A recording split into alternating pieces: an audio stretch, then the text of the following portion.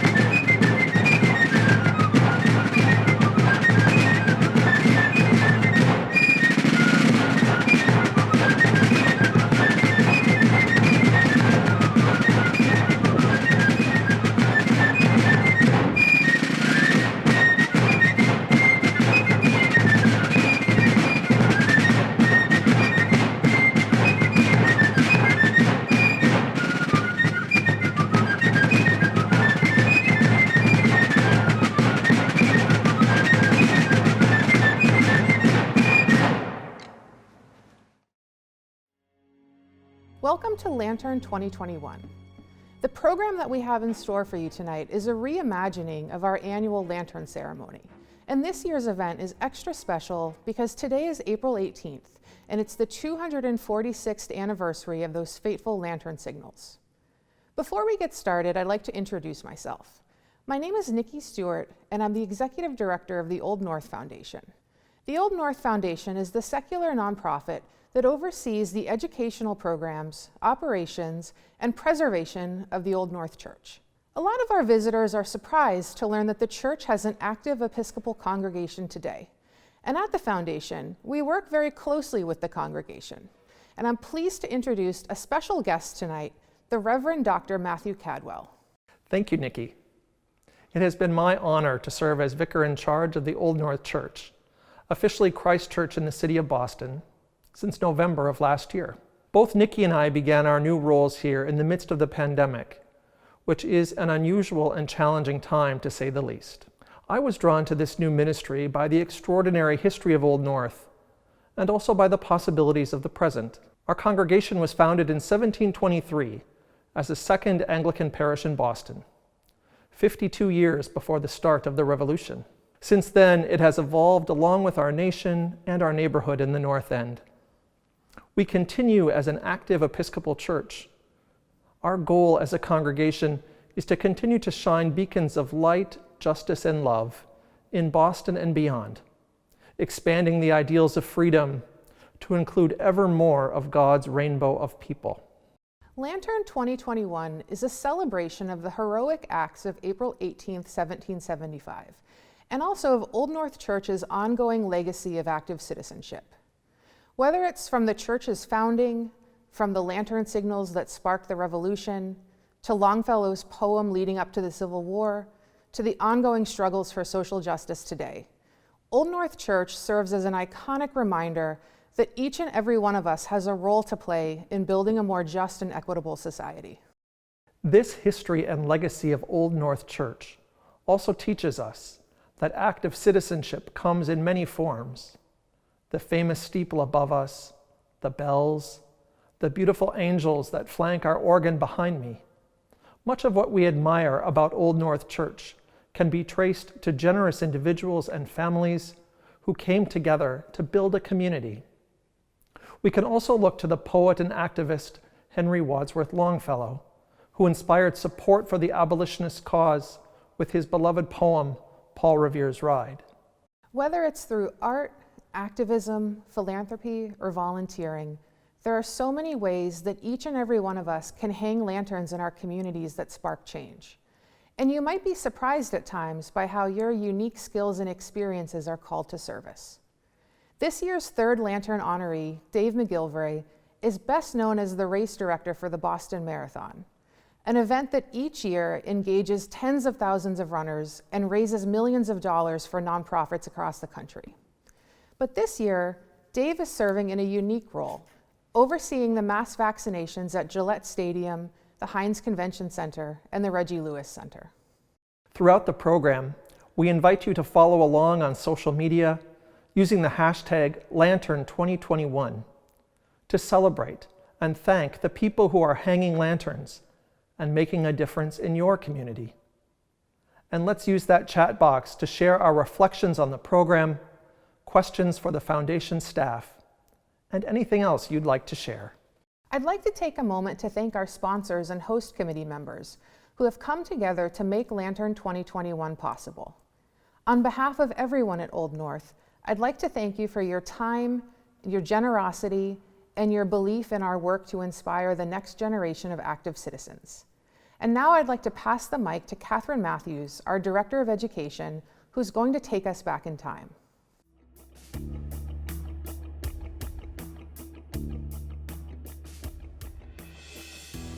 Tonight, we mark the 246th anniversary of the lantern signal shown from Old North Steeple, a signal that launched the American Revolution. It is an extraordinary story of courage and teamwork, and I'd love to share it with you. It was Tuesday, April 18th, 1775. Boston was an occupied city.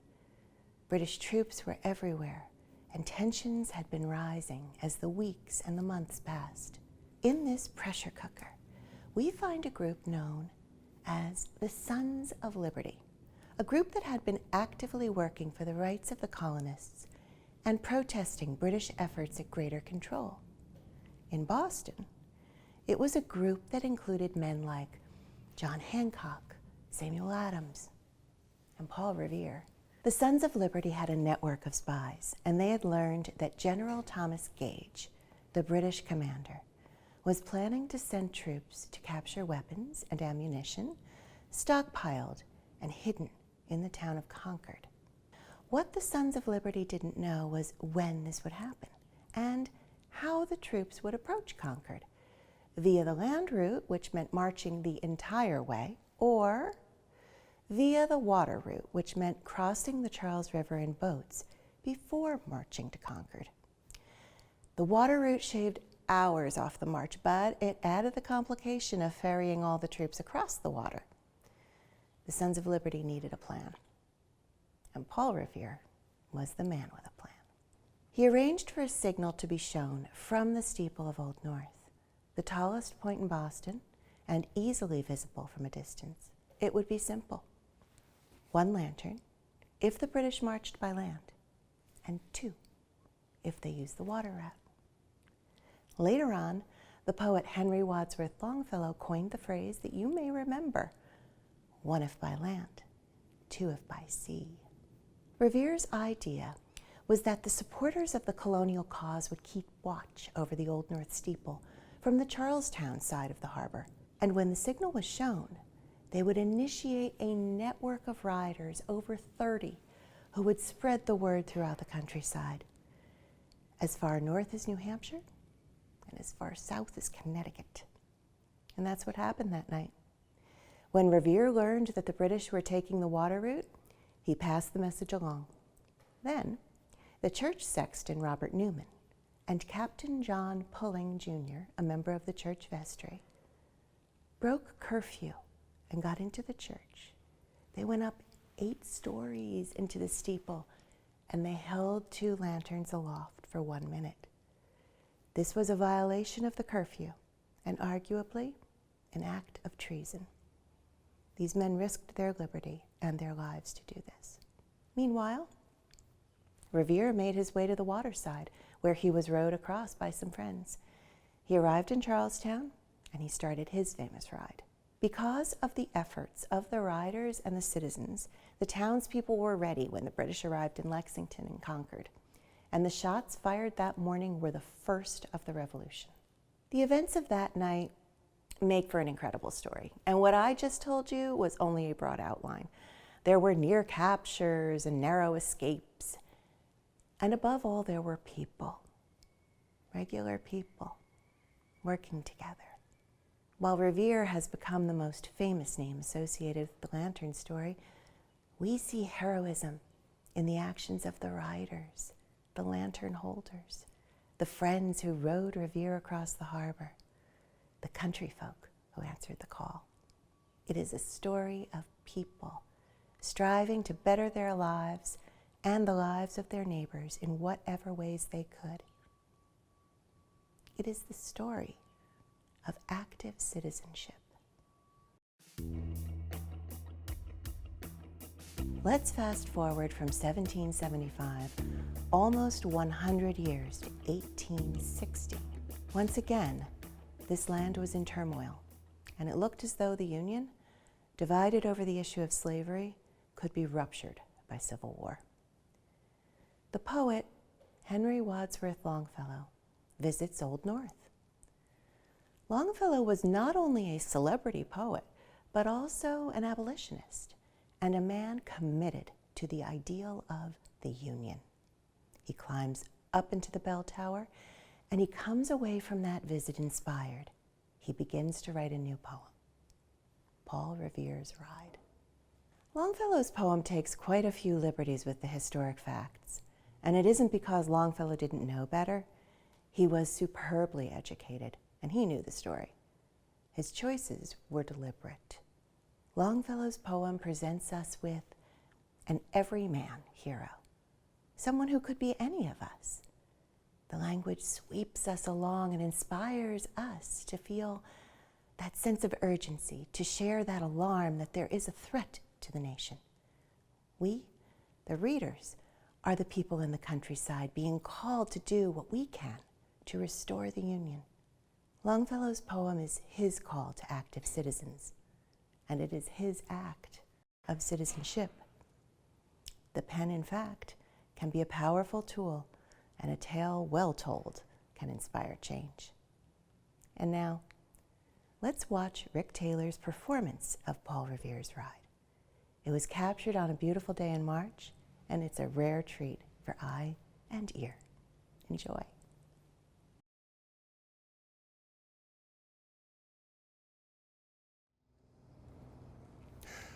Listen, my children, and you shall hear of the midnight ride of Paul Revere.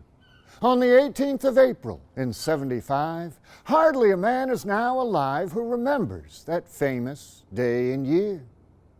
He said to his friend, if the British march by land or sea from the town tonight, hang a lantern aloft from the belfry arch of the North Church Tower as a signal light. One if by land, and two if by sea. And I on the opposite shore will be ready to ride and spread the alarm through every Middlesex village and farm for the country folk to be up and to arm.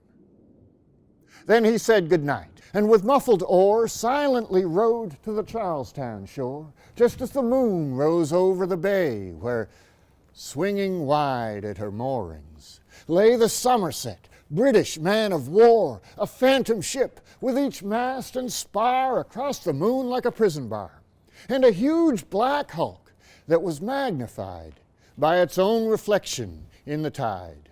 Meanwhile, his friend through alley and street wanders and watches with eager ears, till in the silence around him he hears the muster of men at the barrack door, the sound of arms and the tramp of feet, and the measured tread of the grenadiers marching down to their boats on the shore.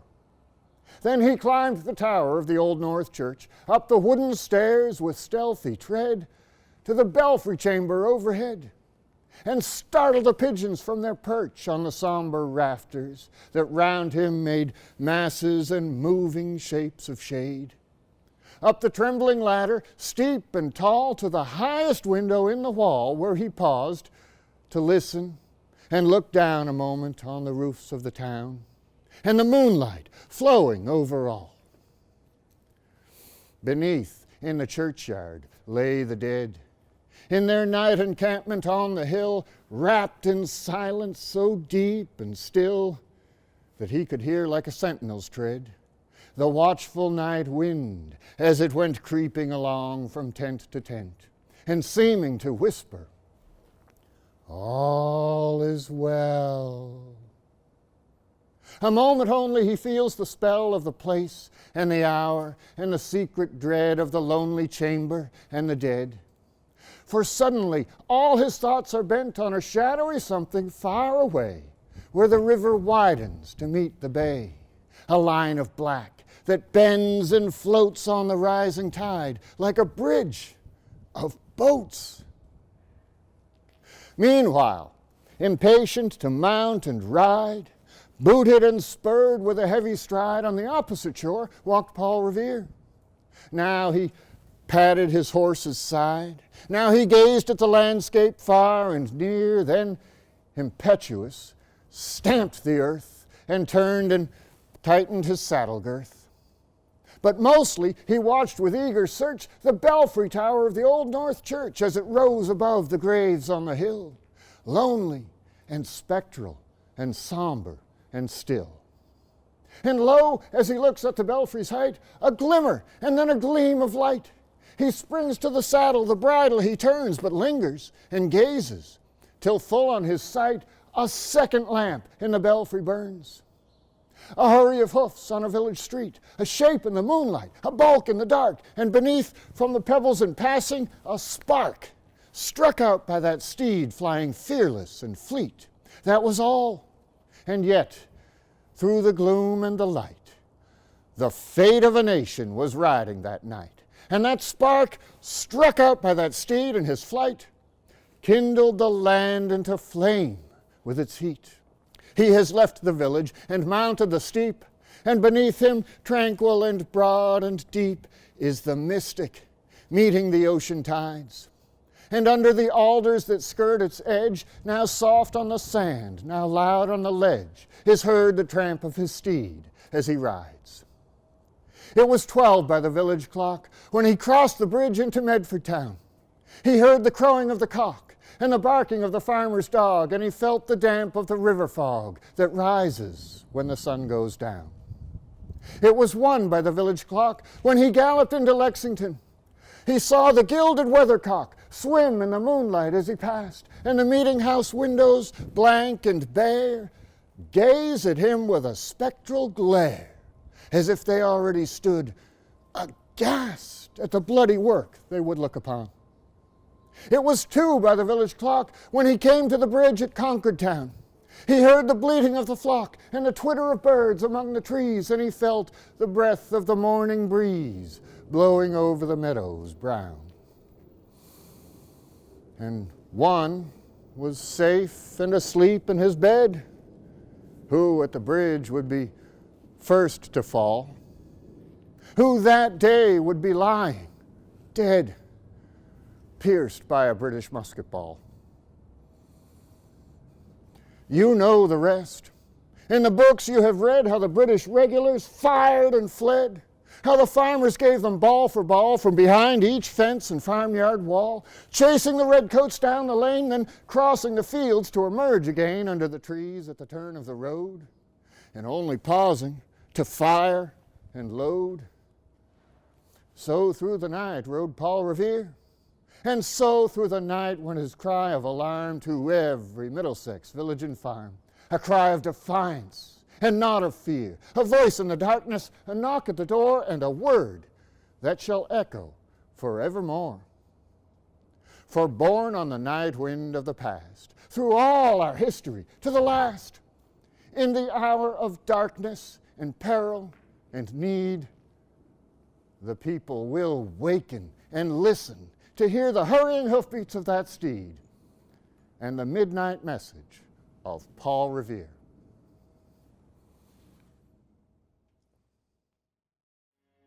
Thank you, Rick, for that incredible performance. I'm excited to give all of you a rare glimpse of the view from inside our steeple. We're 8 stories above Salem Street, just as church sexton Robert Newman and vestryman Captain John Pulling Jr. were when they held those 2 lanterns as a signal from Paul Revere that the British were marching to Lexington and Concord by sea across the Charles River. From all the way up here, you can look across the river and see the Bunker Hill Monument and the USS Constitution in Charlestown. We have amazing views of the harbor. And then when you look all the way down there on the Prado, you can see a pretty unique glimpse of the back of the Paul Revere statue. And that's a statue that I think we're all very used to seeing from the other side.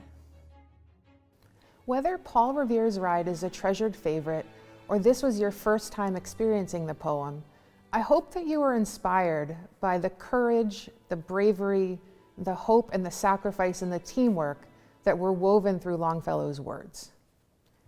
The last year has been hard for all of us, and it's been hard for the Old North Foundation. Without the tourism revenue that we rely on for our operations, we've had to close our doors at a time when everyone could benefit from a little inspiration and a reminder that each and every one of us has the power to make change in the world. So tonight, we're looking to the generosity of all of you who believe that this place and its history matters to help us reopen our doors this spring. Our goal tonight is to raise $30,000. And I have some great news. Two of our longtime and very generous supporters have a challenge for all of you. They have a match on the table. So tonight, they'll be matching every dollar that you give up to $10,000 twice. So instead of one if by land, two if by sea, they're saying one from you and two from me. So if you give $25 tonight, your gift gets matched twice and it becomes $75. If you give $250, your gift will become $750, and upwards we go. So I'm going to post the link in the chat box, and you can click on that link to give your gift and double your impact, or you can type oldnorth.com/lantern2021 into your browser. And I'll pop into the chat box in a few minutes and give you an update on how close we are to our goal.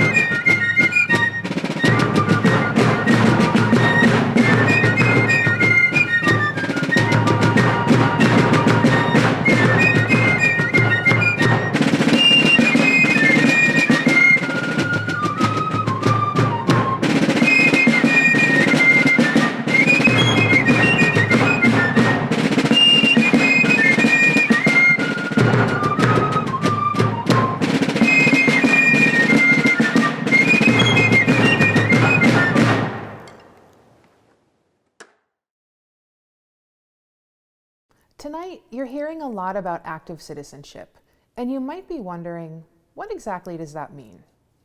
At Old North, active citizenship is a value and a way of life that recognizes that each and every one of us has a responsibility to support our communities and to work together to build a more just and equitable society. 2 centuries after the original Lantern signals, on April 18, 1975, President Gerald Ford kicked off the nation's bicentennial celebrations here at Old North, lighting a 3rd lantern as a symbol that would guide our country forward with strength and fortitude into its 3rd century. So each year, the Third Lantern Award recognizes leaders who represent the values that are symbolized in those lantern signals. When we look at examples of active citizenship in Old North's past, in Boston's past, and in the leaders around the world who are making change today, we see some common threads like hope, sacrifice, teamwork, and bravery. We see those values reflected in the patriots who left the comfort and safety of their homes to show up in Lexington. But we also see those values reflected in all of the runners who take on the Boston Marathon each year and raise support for the causes that they care about along the way.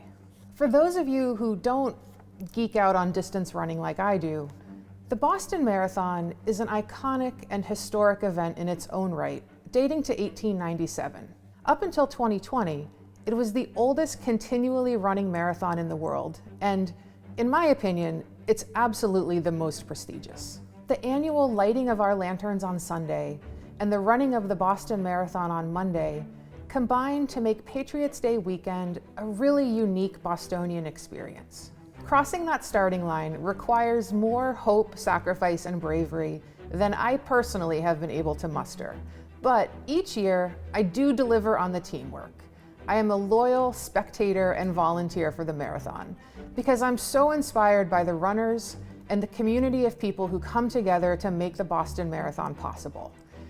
And if I ever do find myself on an early morning Patriots' Day bus to Hopkinton, it'll be because of the decades of service that this year's Third Lantern honoree Dave McGillivray has put into making the Boston Marathon an event and an experience that's rooted in community and teamwork. To introduce you to Dave, who is the founder and president of DMSE Sports, I'm passing the mic to a man who needs little introduction, Governor Charlie Baker. Prior to being sworn in as the 72nd governor of Massachusetts, Governor Baker served as a cabinet secretary for Governors Bill Weld and Paul Cellucci, and led Harvard Pilgrim Healthcare, transforming the organization into one of the nation's top healthcare providers. Good evening, everyone, and thank you, Nikki, for that introduction. Well, I know we all wish we could be together in person at the beautiful, wonderful, historic Old North Church. It's still great to join you virtually to celebrate Lantern 2021 and introduce tonight's third Lantern honoree, Dave McGillivray. As Nikki and others have mentioned, tonight's the anniversary of the fateful night when the two lanterns were lit in the Tower of Old North, warning the Patriots of the British advance across the Charles to Lexington and Concord 246 years ago. Much like today, people in Massachusetts lived in a time of great challenge and sacrifice. There was widespread division and uncertainty, and the path forward for our predecessors was full of unknowns.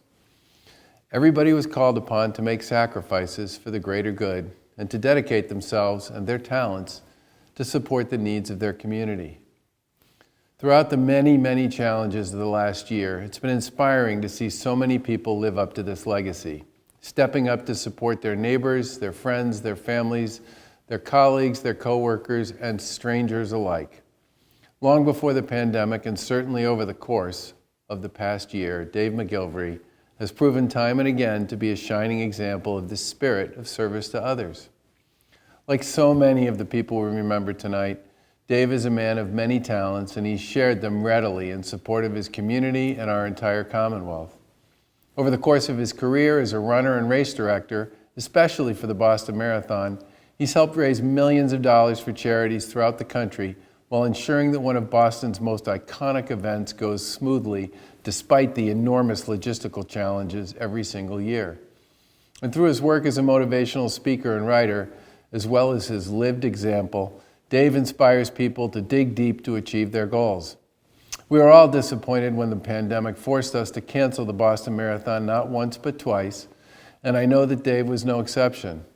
But rather than step back, Dave and his team at DMSE stepped up at our request without hesitation to apply his and their talents in organization and logistics to help operate the mass vaccination sites at Gillette and Fenway, saving lives, providing people with hope and possibility and security, and bringing us closer to the other side of this crisis. On behalf of our administration and the people of the Commonwealth of Massachusetts, I want to extend a heartfelt thank you to Dave for your example of active citizenship and dedication to the people of this great state. Congratulations, Dave, on this well-deserved award, and God bless for all you've done for so many over so many years. Thank you, Governor Baker. When I was a young boy growing up in Medford, Mass., not too far from here, I wanted to be one thing and one thing only. I wanted to be a professional athlete. I wanted to play for the Boston Red Sox or for the Celtics. I wanted to be a patriot. Why wouldn't I want to be a professional athlete given that sports here in Boston ruled back then, as they still seem to do so today? But I had one problem. I was just too small and kept getting cut from the teams I tried out for. The high school basketball coach said to me, "Dave, you are good, but you are just too little. If you were 5 inches taller, you'd be my starting guard." I told the coach that I thought it had to do with ability level, not how tall you were. At the tender age of 14, I learned about the concept of rejection, one of the worst emotional feelings a person could ever experience. Not one to be denied, I decided I would just take another path, as there is always another path. I started to run. Why? Because nobody could cut me from running. After graduating from college, I took a job working, ironically, in the John Hancock Tower. We all know that John Hancock was a patriot, one who loved and supported his country with deep pride and respect. One day, as I was staring out the window from the tower, I started thinking about why I was put on this earth, and it came to me that I was put on this earth to make a difference, to be a patriot, to give back to my community. I saw Fenway Park and I had an epiphany. If I can't play second base in Fenway Park, then I was going to someday run into Fenway Park. I then noticed a sign out in right field which read, "Help make a dream come true. Support the Jimmy Fund." 2 lights went off in my head in that tower. What if I ran across the entire country and finished in Fenway Park, raising money for kids with cancer and being supported by the Jimmy Fund?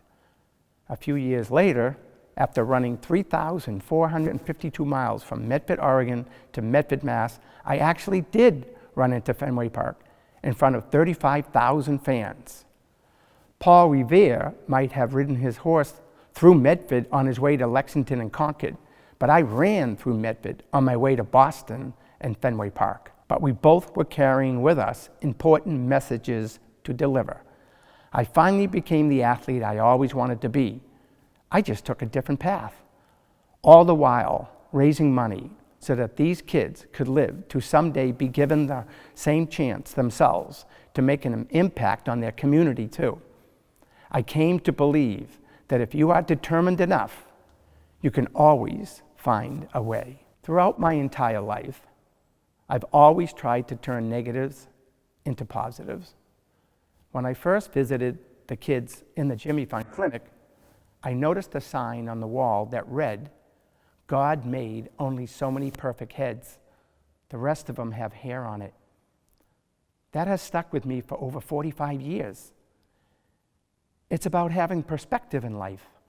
Although I was little, I was fortunate enough to have my health, and I was going to use it to make a difference in this world. I've always believed we all have an obligation and a responsibility to help those who are less fortunate. Besides, I also knew that sometimes we all need a greater purpose in life in order to conquer our fears or accomplish something which initially seemed so daunting and so intimidating. I learned early on too that when I give, I actually receive much more in return.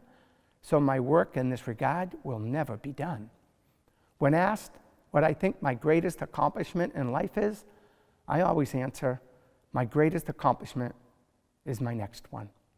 I thrive on challenges as it makes the accomplishment so much more rewarding. You know what the toughest part of running a marathon is? Having the guts and the courage to sign the application, making the commitment, when you have to do the work, accept the sacrifices involved, and earn the right to attempt it. I've also learned that it's tough to do it alone. There is no such thing as an individual achievement or accomplishment. Somebody helped you get there. I may have run the course, but so many others helped me get to the starting line.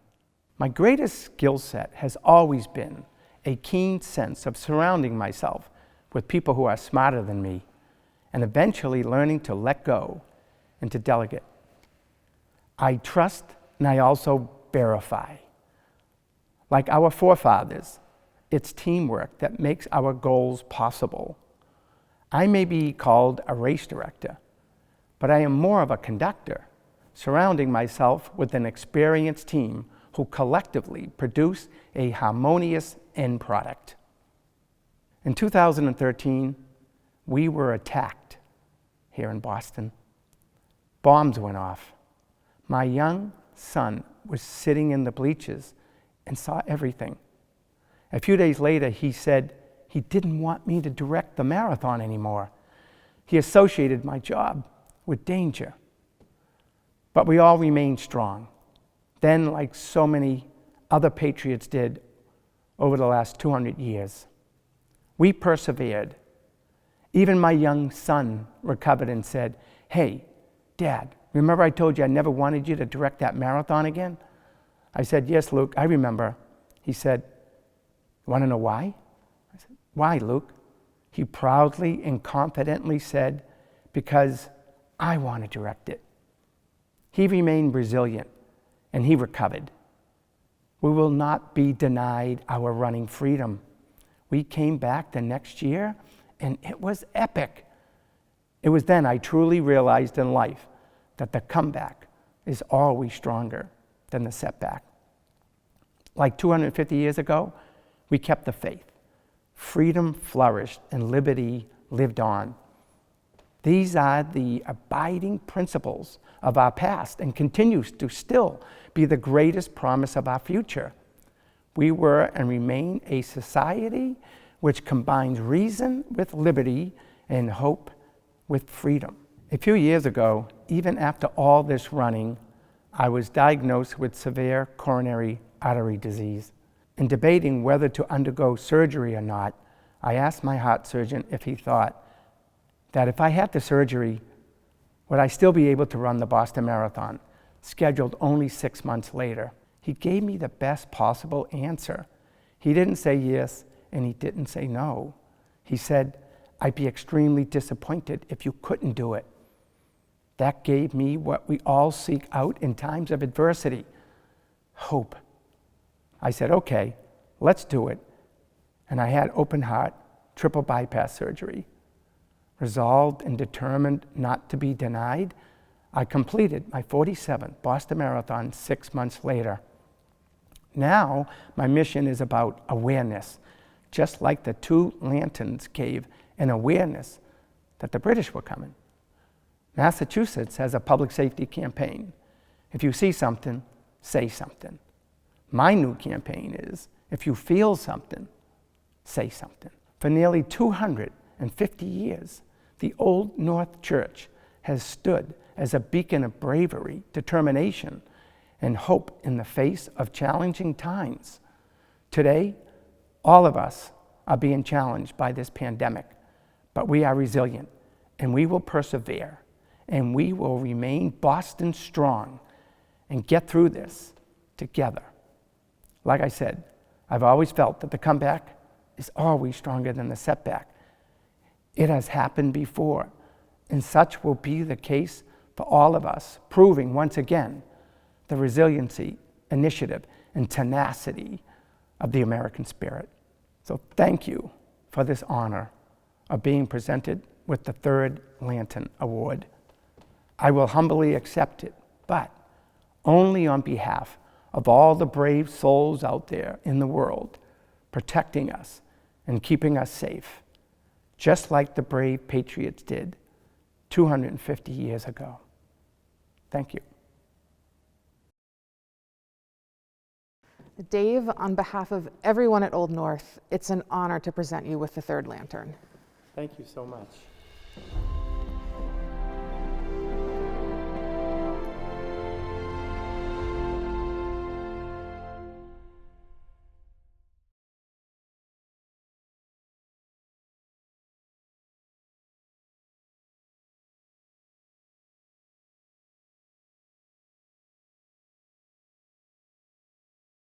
I'm excited to introduce a new friend of Old North, Ryan Ahlwardt. He's a singer-songwriter from Indiana, a former member of the a cappella group Straight No Chaser, and he has written a wonderful song about Paul Revere called Granary that you're all going to hear very soon. But first, I just wanted to talk to Ryan and introduce all of you to Ryan and to the song. So Ryan, welcome. Thank you so much, Nikki. So let's just jump right in, like one history nerd to another. I want to hear about, the moment when you knew that you had this song in you. Yeah, I was in town performing with Straight No Chaser in 2010 on a walk before soundcheck along the Freedom Trail with my friend Don Nottingham, who actually co-wrote the song with me. And we found ourselves in Granary Burying Ground. And we walked right past the grave of Paul Revere. And I had to do a double take. Because it's so little. You can miss it, right? And that's actually one of the things that struck me was the humility and the modesty of Paul's tomb there in Granary. And from there, the song sort of developed. I fell in love with his story as I did more research on him and what his role was in the revolution and also after. And then the way that the song came to be from the perspective of Paul Revere as opposed to about Paul Revere, I'm a huge James Taylor fan, and he has a song called The Frozen Man, which is from the perspective of this guy who was dug up from the Arctic tundra and then put on the cover of National Geographic. And I love the perspective of the first-person storytelling. And so I incorporated that into Granary. So really, it's been since 2010 that Granary's been a part of my life. That's wonderful. It is interesting to think, what Paul Revere would think if he was brought back today. And I think he'd be very surprised that this is the thing that he's most known for. You know, it's like, what about the silver? Like, you guys don't remember that? Right. What about the top of the state building? What about when I was in charge of the privies, All the things, yes. And that's what I love about what this song tries to provoke within the listener is all that I knew about Paul was one night of his life, April 18th, 1775, right? The famous night. I thought he had actually hung the lanterns, then learned he just devised the plan to have them hung. And so for me, it's this conversation. I did sort of channel Paul in this song to say, hey, what are you doing for your community? What are you doing for your neighbors? You are more than your highest victory or your lowest defeat. And in this case, in the song, he says, it's just history. It's not all of me. Yeah. I mean, civic engagement is really important to us at Old North. It's a thread that ties the founding of the church all the way to today. And one of the things I think Paul Revere really demonstrates is that you just don't know how you're going to be called to service. You don't know how your skills may be put to use. Maybe you'll be the privy inspector and a silversmith and pull off this incredible feat that launches a revolution. Right. You just don't know how it's going to be. I'm curious to hear what civic engagement looks like in your life and how you model that, particularly for your children. Sure, it's a great question. There's so much about Paul's story that resonates with my own. We're both creatives, me as a songwriter, him as a silversmith, family men. I've got 2 kids, 6 and 4, men of faith. I love that this story takes place at a church. Part of my community engagement is my wife and I are really active at our own church back home in Indianapolis. I've actually formed a songwriting team to write songs for the church community. Also, another aspect of community engagement in my life, after I sang in Straight No Chaser for 5 years, I moved home for a number of different reasons, but I was called into a ministry, an outreach ministry for high school kids called Young Life. And around that time that I was serving on staff for 5 years, there were so many mental health issues with teens and adolescents that I was brushing up against that I never thought that I would be coming up alongside of. And so mental health, specifically around depression, anxiety, suicide and self-injury with teens is a very special place in my heart. I've actually written songs about those causes. So yeah, Paul's story continues to talk to me, 46 years later. Yeah. I know you're a big fan of Old North Church. Yeah. Why is this place important to you? That's a really good question. There's so much history at Old North that just stirs my spirit. I grew up in New England. My dad was in the Navy, and we lived in Newport, Rhode Island for about 3 years. So Boston is already a special place. It draws up a lot of nostalgia for me because I would visit it a lot as a kid. And having the opportunity to come here, film the music video back in 2018, see the crypt, see the steeple, see the altar, the pew, everything, and then to come here and play Granary. It's such a full circle moment for me. I love that Old North is still being used too to this current day. I mean, with the COVID vaccine site, the fact that the congregation is still engaging virtually now, and that it's still part of the fabric of this community really, really stirs my spirit.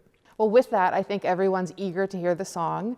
But first, I have to say that I think everyone knows we do have a challenge on the table tonight. So we have some fabulous donors who are going to be matching 2 to 1. So for every dollar donated, 2 will be matched. And if you are moved by the song, if you're moved by Ryan's story, or if you're just enjoying the event, you can click on the link in the chat box and make your donation. It's a wonderful cause. Thanks for letting me be part of it. Let's hear the song. I'm a man of simple means who's led a simple life. Made my home in Massachusetts with my children and wife. Early in the morning, forlorn, I walk the streets till I'm lost in Boston Harbor, looking for my legacy. One if I land, and 2 if I see. Maybe all you've ever heard or read of me. But I was more a man than my tombstone reads. It's just history, it's not all of me.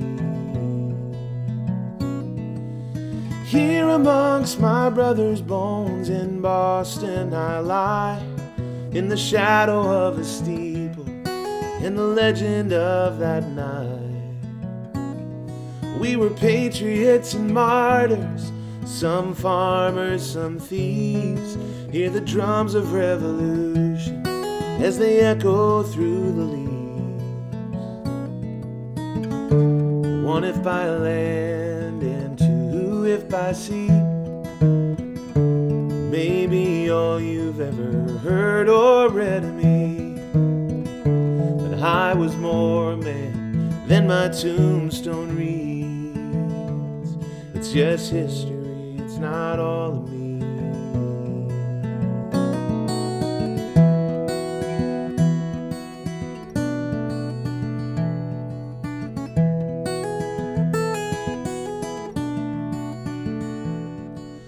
Pay no mind to the tall tales that were told about my life, like the poem by that fellow who took liberty with my ride.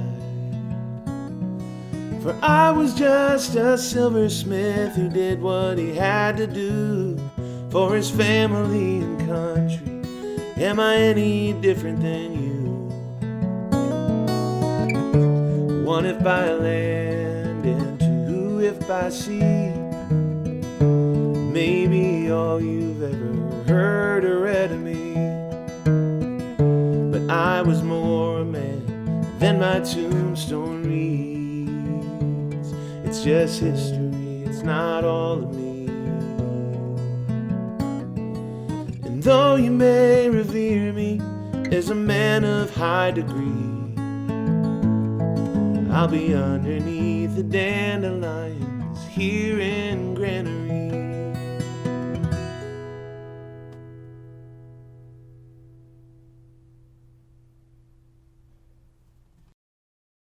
Ryan's wonderful performance brings us to the close of Lantern 2021. I hope that the event has left you inspired to think about all the ways that you can make positive changes in your community and that you make plans to jump right in. I'd like to thank everyone who has sponsored this evening's event, purchased a ticket, or volunteered their time to help make Lantern 2021 possible. If you'd like to help us reach our goal and take advantage of that 1 from you, 2 from me match, pop over into the chat box and click on the link, or type oldnorth.com/lantern2021 into your browser and make a donation to triple your impact. We are so excited to share our history and to open our doors and welcome visitors again, and your support will help make that possible. As we end the video, Catherine and I will stay in the Zoom meeting, and we're happy to answer any questions you have about our programming, our plans for reopening this summer, or any of the history that you've learned about tonight. And whether you stay with us on the Zoom or not, hop over to our Facebook page in 10 minutes for the annual lighting of the lantern signals. Tonight is the 246th anniversary of the signals, so don't miss it. And with that, I wish you all a good night. Thanks for joining us, and I hope to see all of you this summer.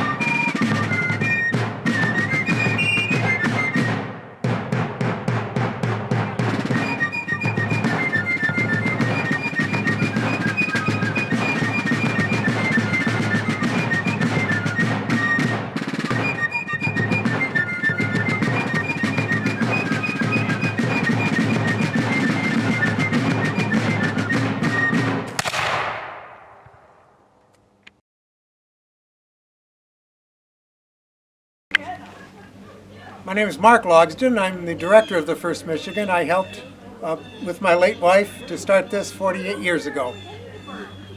My name is Lauren Robinson. This is my father. I was born into it 43 years ago. I've been in this for 46 years. It's been quite an experience. This is my son, Brian. This has been Brian. Hi, my name is Andy Sheeler. I've been in the Corps for 12 years. Jonathan, and I've been part of the Corps for 8 years now. Hi, I'm Ken Gonko. I'm Lori Gonko, father-daughter duo. And we've been members since 1994. My name is Ed Wall. I've been with the Corps 2 years. I'm Nick, snare drummer, been here since 1999. My name's Nathan Beam, and I've been in the Corps for about 5 years. Hi, this is my daughter, Maribeth Moan. And this is my dad, Mike Moan. We've been part of the Corps for 14 years.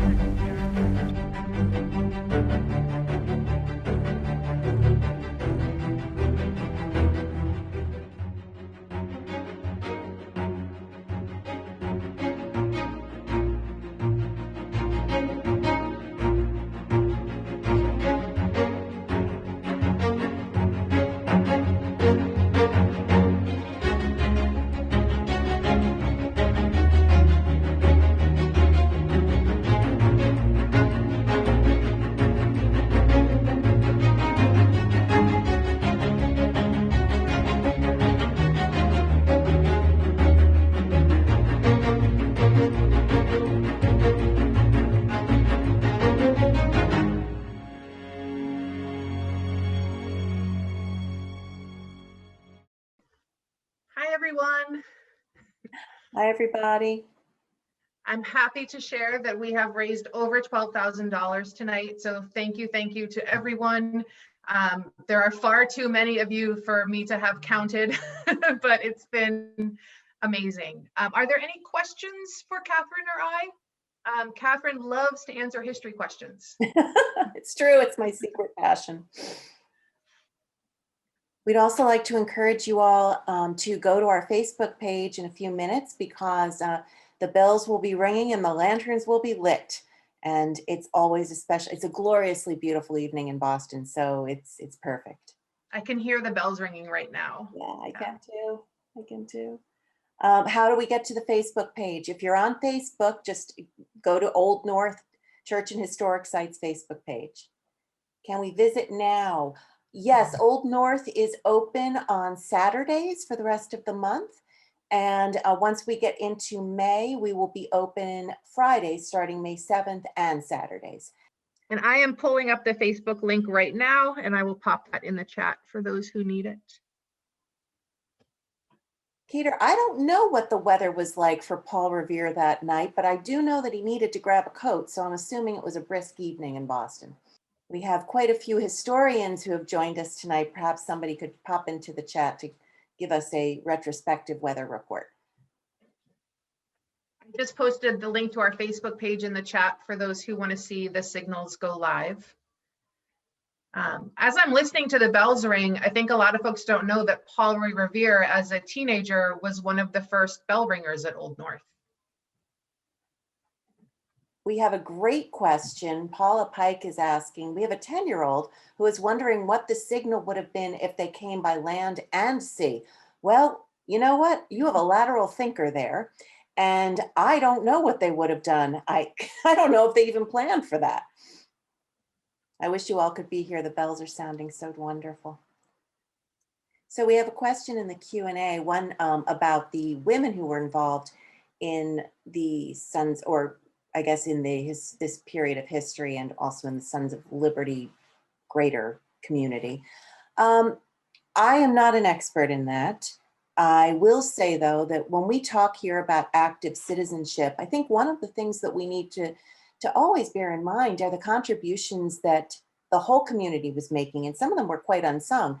And one thing that I consider is, think about Paul Revere's wife and family. The night he set off on this ride, and all of the riders were setting off, their family had to be supportive of this, knowing that their entire family was going to be, their lives would be jeopardized, and their financial wherewithal would certainly be at risk were these riders to be caught. So there's a lot of support that was given that is not spoken about nearly enough. And I think that that's also the case today, that we don't recognize all the varieties of active citizenship that occur in our community. Yeah, and that goes back to Dave's remarks, right? That there is no singular personal achievement. You've always got people behind you. We have a question, who's ringing the bells right now? Members of the Bell Ringers Guild, the MIT Bell Ringers Guild. They have been ringing at Old North for many years. They are wonderful, wonderful partners to us, and very talented at change ringing, which is a unique form of bell ringing that happens at Old North and a few other places. Do we have recommendations on how to be an active citizen today? There are so many ways to be an active citizen.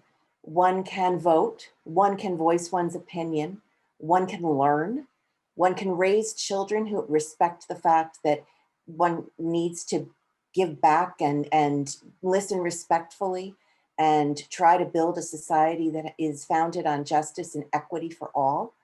I think that too often we think about heroism with the capital H, and we should be thinking of all the little h ways that we can be heroes.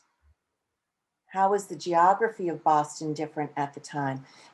Boston embarked on— That's a whole other webinar. Oh, man alive, yeah, isn't it though? Landfill in Boston is there's so much to say, but among other things, the entire front coastline of the Boston Harbor and Back Bay has been filled in. So Boston at the time was like a little blob with the long neck of land that connected it to the, I don't know, the mainland. Nowadays, of course, we've had so much landfill that things are very, very different.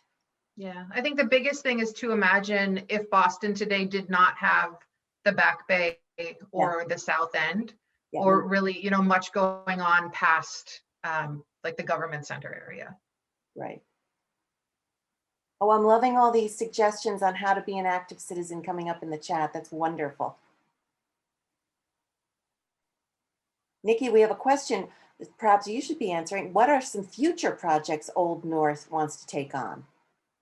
That is a great question. So we're in a strategic planning process right now to really help us think about how we want to rebuild our organization as we come out of the pandemic, and the type of impact that we want to have, and you know, the type of partner we want to be to all of our sister sites.